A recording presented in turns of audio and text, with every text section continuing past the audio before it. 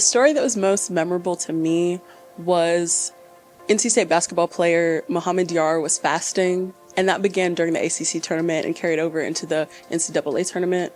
I think the thing that was most surprising about that to me was that he was still able to play basketball at such a high level while I knew and a bunch of other people knew that he hadn't eaten all day.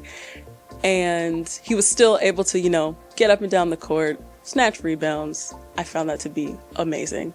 And also knowing that there was a team of people behind him that knew as soon as the sun went down, he was able to get the fluids, nutrients, food that he needed to continue playing basketball at a high level.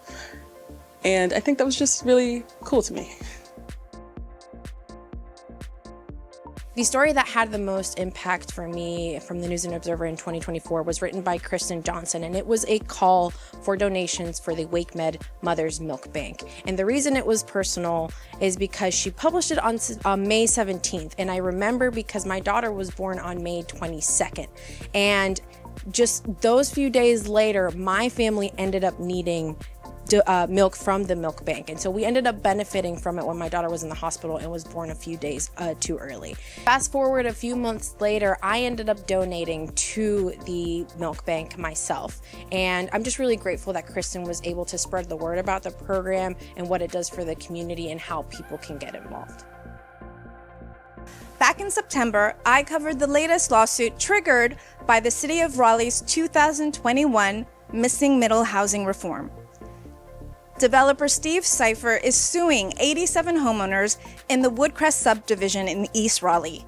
He wants to build 12 four-story townhouses in this historically blue-collar, single-family neighborhood.